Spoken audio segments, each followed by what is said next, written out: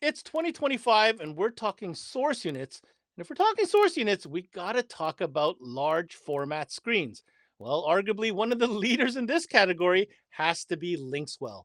Ever since the advent of their XLT style radio, people have gone nuts looking how to upgrade that experience in their vehicle. On today's Connected, we're going to dive in on a couple new applications that you may not know about, including a more affordable T-Style Lite. This is CMA Connected, brought to you by SiriusXM, all about Linkswell. And it starts now. What's going on, guys, and welcome to another CMA Connected, brought to you by SiriusXM. I'm your host, Ben Wu, and you are locked into CMA Networks, where we talk mobile electronics day in and day out. Today, we're talking about Linkswell, the brand that brings us the mega jumbotron of screens for vehicles. But they've got a lot more tricks than that up their sleeve. Joining us today is their product expert, Jonathan Detlefsen. Jonathan, lot to talk about on today's Connected. Can you give us an overview of our discussion? Yeah, man, for sure. So as you already mentioned, we're going to talk a little bit about the T-Style Lite, which is an application that I don't know a lot of folks really understand what we have. We'll break out that T-Style XL when we're talking about the Jeep specific, because who doesn't love a good Jeep radio? And then we'll talk a little bit about our double DINs and how we have some universal applications that other manufacturers can't really match. So yeah, man, we're going to talk budget, biggest, and then universal. All right, you heard it here first. Budget, biggest, and universal. But first, an opportunity for our partner, SiriusXM, to remind everybody why it's always an excellent add-on sale. And when we come back, we've got Jonathan Detlefsen from Linkswell. Don't you dare go away. Hey, Paul here with SiriusXM, and I'd like to talk to you about attachment selling and why the SiriusXM product is one of the best things to add, especially since we don't trade dollars with any other category. I could go through all of this, but let's hear what some of our dealers have to say. It's an easy add-on that takes, 10, 15 minutes if we're running an antenna, 1 minute if we've got an adapter to plug it into the factory SiriusXM antenna, and it's extra money. So, no brainer. I present it to every customer because a lot of customers don't know what all they can do with Sirius. They don't know what all content they could have. It just makes too much sense not to sell it. It creates a different customer loyalty and customer security when you explain to them why it's a better experience. Just gets them back in the door. And then the next car, they're already asking for it again. So it just keeps selling itself. It makes more sense. Well, there you have it. You heard from our dealers. Just remember some of the best practices. Make sure you have one on display so you can demo it. Make sure you're taking advantage of our rewards program, because if you're not taking advantage of that, you're leaving even more money on the table. Make sure you got our POP up on display. And other than that, just make sure you're recommending it. And we're back. Hey, Jonathan, thank you again for joining us on today's Connected. We're in the source unit category, which is really where Linkswell lives. And let's just cut to the chase, right? Your T-Style XL radios, we see them on demo vehicles at all the shows. And I always enjoy the reaction of people when they sit into the vehicle for the first time. And their first thing they say is, what the hell? So talk to us a little bit about the success of, Linkswell's route and really the footprint that you've taken up in this category. Yeah, man, for sure. That honestly is kind of the best thing. I can remember going all the way back. I mean, we're talking way, way back. Some of the first show car I built, my wife would ask, why would you do that? And I'm like, because you can, right? And I feel like we kind of had that same mentality when it came to putting screens in to the vehicles. Like, why would you want a 12-inch screen? Well, why not? But then when you start to use it, you're like, okay, there's a lot of reasons to have that size of a screen. So yeah, the XL has been a genuine game changer. I don't mean to state it, but people have jumped into our vehicles, our show vehicles over the years, and the big screen, they're like, wow. But man, when they jump in for that XL, big old 15.6-inch screen, they go nuts over it. I still get, whenever I do any kind of a reel or anything on TikTok or something, I always get somebody asking, is that factory? They just freak out because that screen's massive. So yeah, it's been a lot of fun. I think that's my favorite part about the shows is we have these really cool show cars that we build, and I love to show them off because I'm a car guy. But yeah, just having someone jump in that seat and they just they just don't even know where to start with it. Just blown away. It's been fun. I really enjoyed it. I will point out something you said there. I think is critical for our viewers to understand. Beyond the wow factor and that shock and awe of the size of the screen, the other thing that we really need to focus on is just how intricate the integration is. And what I mean by that is, it's one thing to come up with a screen and, put it on a dash. But to make it work the way that Linkswells work, every other manufacturer of source units on the planet relies on a third party for integration. And this is a Yeah. key point I want to address here. Linkswell does everything in-house for all the CAN bus communication integration. So speak to that a little bit, because that's another level, really. Yeah, well, it is, and it kind of helps make our systems look as uniform as possible. So our engineers really their minds are driven with factory integration. That's kind of the way their minds have always been. Like, we've been in the CAN bus industry for almost 20 years when it comes to making aftermarket parts to work with factory components. And they've always had a focus on factory integration and really trying to make components that are hard to tell that they're aftermarket. That's just kind of, I don't know, that's just who they are. Our engineers really want their aftermarket stuff to look like it belongs there. So when it came to putting in these big screens, like you said, it's not just a matter of mounting a big screen, but it's mounting the big screen and making it look like it belongs there. Because the last thing you want is this big screen that just looks out of place. Like, it already is going to kind of create this moment of like, is that factory? But we want that response. Like, we want that response to be like, it looks aftermarket, because I've never seen that, in a Toyota commercial or anything, but it seems to interact super well. And then when it comes to actually doing all of the CAN bus, because we're taking over so many components like the climate controls and stuff like that, airbag lights and stuff, we need to be able to make sure that nothing's going to go wrong. And I don't mean anything ill against any other company out there at all. I think they're all smarter than I am. Let's be real, I couldn't do any of the CAN bus, so they're all smarter than I am. But for us, we are big about holding our own fate in our own hands. And so when it comes to being the ones that do all the interface work, we don't have to concern ourselves if something's not right. How are we going to get it fixed? We like to own our fate as much as possible. So that's why we do pretty much 99.9% of all manufacturing in-house, because we want to be able to make sure from start to finish that everything's well, whether that's firmware, whether that's fitment, or whether it's the components we're using. So for us, we are very different, in the industry. And I've been in this industry for a long time, and I've got friends at a lot of those interface companies, and I love those interface companies. But for us, and the level of integration that our systems have, it just makes more sense for us to not rely on somebody else, but to be able to hold our own fate. So, yeah. And I think just a layer to that comment is, that also affects the level of support that you could provide, after the installation, because you don't have to rely on information, from a third party. You guys are your own information hub. So, you can find the solution if there is ever anything that goes awry, and be able to address it internally, which is a great point. So we're talking through a couple different radios today. We're going to break it out for you. We're going to be talking about the new T-Style Lite radio, which is new, is more affordable, and needs a little bit more awareness. That's number one. We're going to talk about this ridiculous, and I do mean ridiculous, Jeep XL for JL. We're going to talk about that. And maybe a little bit of a forgotten lost leader, or, the kind of like that redheaded stepchild in the double DINs, which is actually very relevant even today, and we're going to get some exposure on that. Okay, so let's dig into the T-Style Lite. The setup for this particular category was what exactly? Honestly, that's a perfect question, man. Thank you. So the setup has genuinely been because we have from the get-go wanted to make a product that was high quality. Like, we have no interest in being kind of like an entry-level company. We want to be, when you think of high end, we want our name up there. Like, that's from the gate how we shot out. So with that, with a system like our T-Style radios, the components that you need to create that are expensive.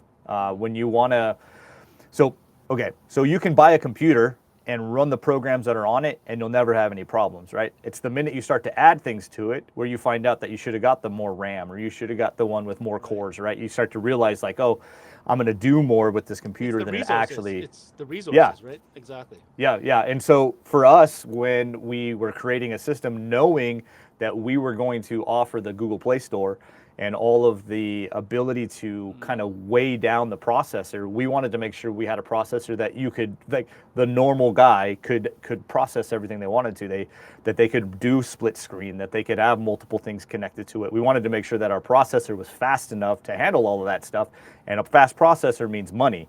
You know, it's like you go to the Apple store, right? Like you can get a computer for $1,000, you can get a computer for $4,000, depending on, you know, what you want to do with Funny it. how that works. Funny how that yeah, works. You can yeah, ask our editor exactly. Tim all about that. He knows all about that. Yes, trust me, I'm in the market of trying to buy a new one because mine, I have hit the limit of my computer's ability to process video. So yeah, so yeah, exactly that. And so all of our product has been much more expensive than some of the competitors out there who are using much cheaper components. They're using a much less developed interface and all of that stuff. So what the Lite is we've got customers who want the big screen and they want to do all that stuff, but they really just genuinely don't care about going to the Play Store. Like they don't plan on adding anything to the radio.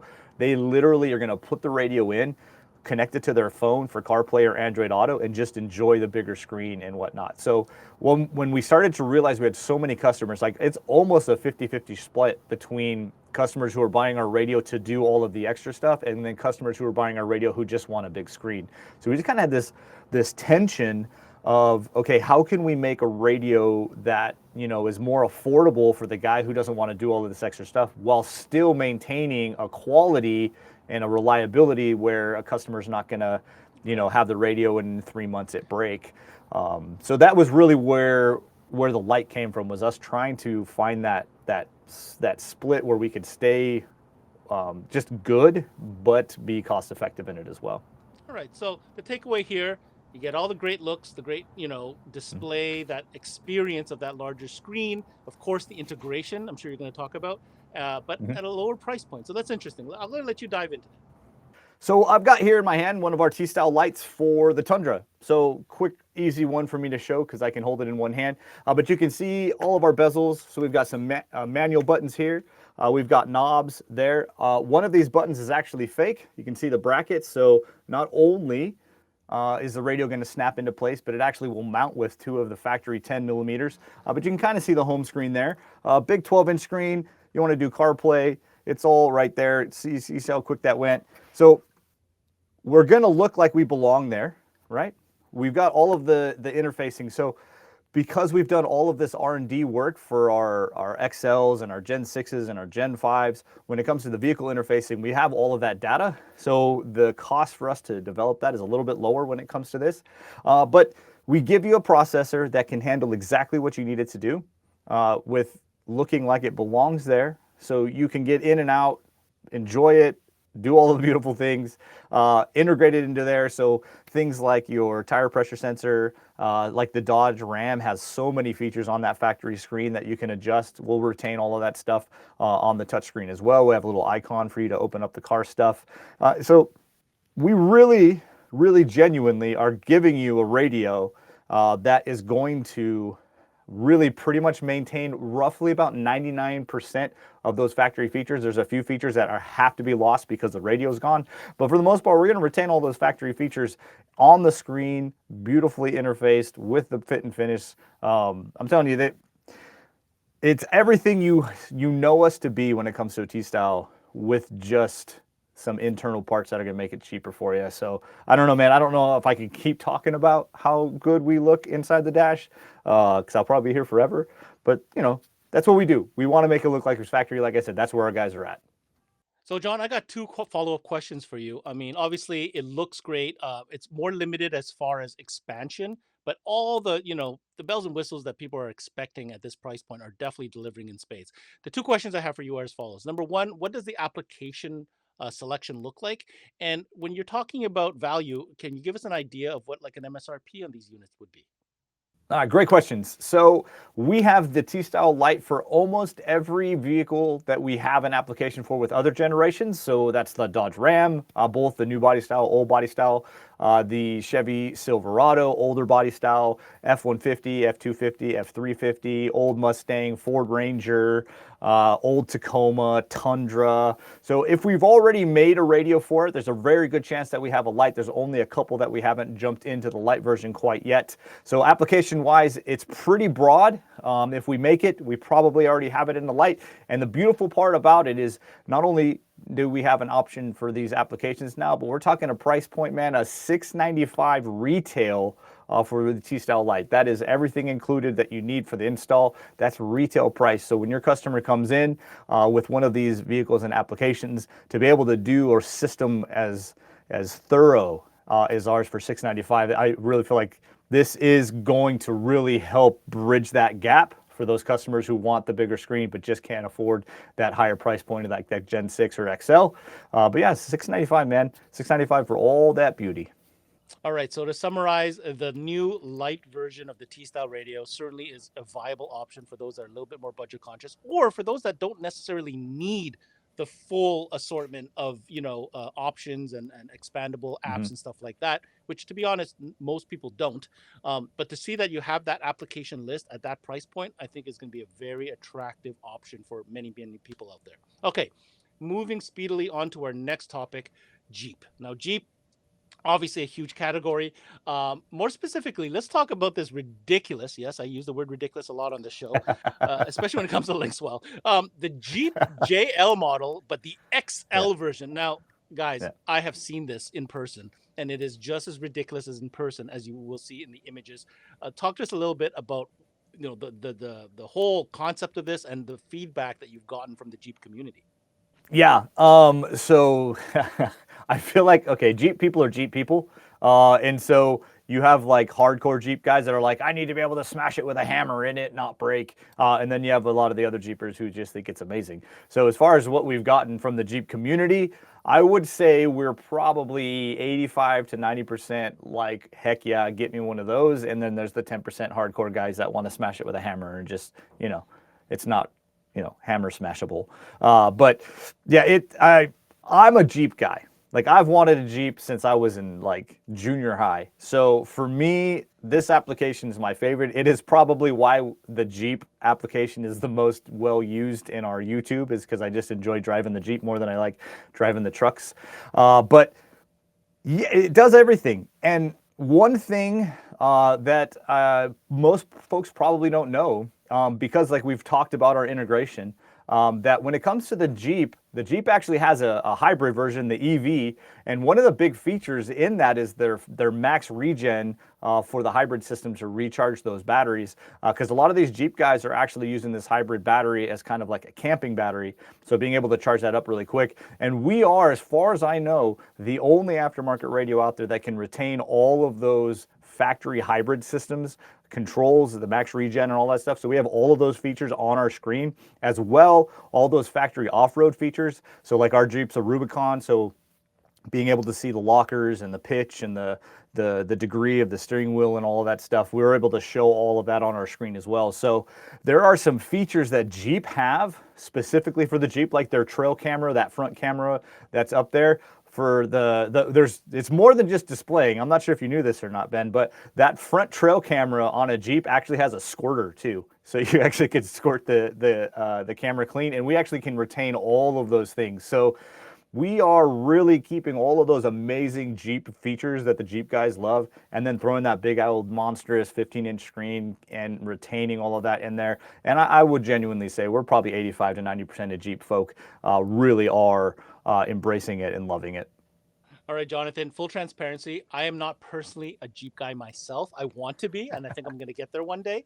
But the community, the comments that we see in the videos is that this system is really fully featured, and for a couple reasons beyond what you just mentioned. I just want to point out a couple things. Number one, the way the system goes in really doesn't do anything to obstruct any of the factory kind of locations, events, or anything, which I think Jeepers really appreciate.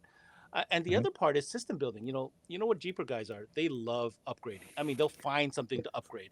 So when it comes to sound, the other thing I'd like to point out, this Jeep T-Style unit, like with all T-Style units, actually also comes with an optical out. So I'd like to like for you to speak on that a little bit. Yes, you are absolutely correct. I don't know a vehicle out there that is as customized or added components and features to it like the Jeep. I think the Jeep, like there are websites that are just for Jeep stuff. So you are absolutely correct. Jeep folks like to work on their Jeep and they like to make their Jeep their own Jeep. And we do have some cool features. So as you mentioned, the Toss-Link out. So there's a lot of companies out there making major audio upgrades for a Jeep, because if you've been in a Jeep, they're just loud. That's just what a Jeep is, right? You've got a soft top, or you've got no top, you've got no doors. Like, Jeeps are just loud to drive in general. That's what they're known to be. And so there are companies out there making big audio upgrades when it comes to being able to add speakers and change speakers. Like my Jeep, it's got 4 8s and 4 4-inch in just the soundbar.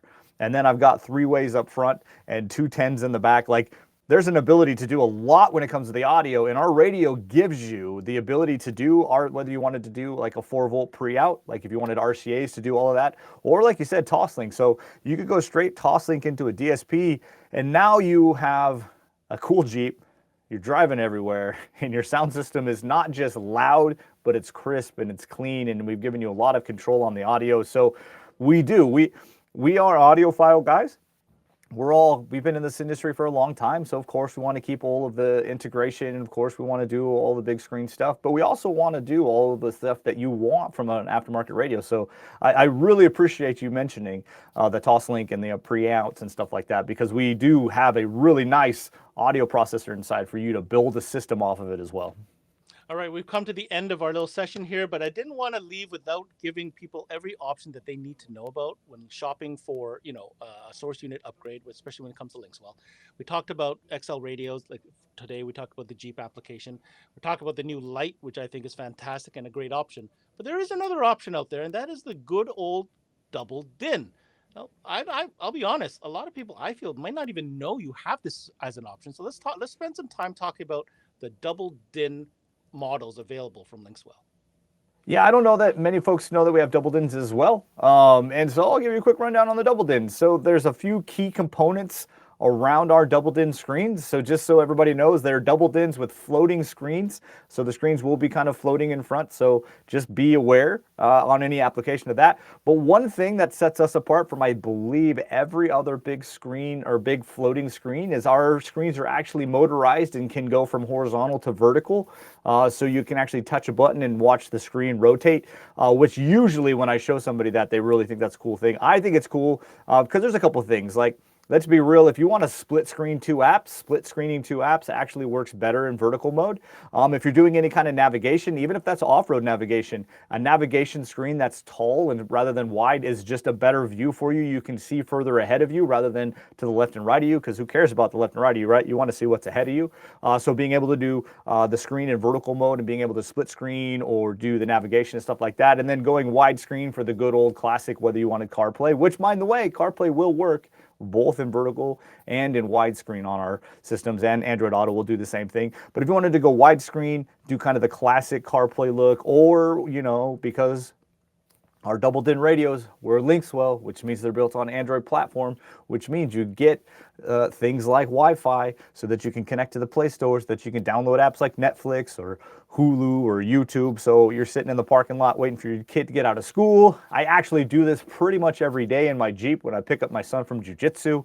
I usually get there early. Professor usually goes long. So I'll just sit there, watch an episode of whatever TV show I want. So you'll be able to rotate that double DIN, sit it widescreen and enjoy the TV. So, and then of course we've got pre-outs. So we've got front rear sub out. It's got Toss-Link out. It's got the built-in EQ and DSP, Bluetooth. It's got steering wheel control input, so you can use whatever steering wheel control device you want to use, whether it's PAC or Metro, whoever, to retain whatever factory steering wheel controls. And one thing about it physically, I kind of wish I had it in my hand, is anybody who's been in this industry knows what it's like to mount a double DIN radio into a kit, and you have to like fit the little fascia into the hole of that double DIN. What we've done is we've actually made the fascia of ours that goes through a double DIN kit bigger. I'm hoping I'm explaining this in a way that you can understand it, but what it does is it lets you push the screen out further from the dash kit than a normal double DIN would, just so we help you, because we know we've got big screens hanging off, that they might be able to miss the knobs or if there's something on the dash and all that stuff. So all the things you want, double din, motorizing. But you know what I haven't told you is the sizes of the screens. We currently have two options. We've got a 10.1 inch, which is a pretty good looking size in there. And then we have a 13.3 inch. And when you put a 13.3 inch double din floating screen in a dash, it at first you get the what the, but then you get used to it and it's amazing. So if you've got any kind of application like an older vehicle that you'd love to be able to get some Linkswell tech in there, but we don't make a kit for it, you might want to check out those double dins. Classic cars, some kind of custom dash. They really do make a great aesthetic and cool, full of features. And yeah, pretty simple to install. Just get your little mount it, go for it, do it. All the features you want from a Linkswell radio, all the features you want from aftermarket radio on a 10 or 13 inch screen, man. That's our double dins. Pretty simple, pretty straightforward, but full of features.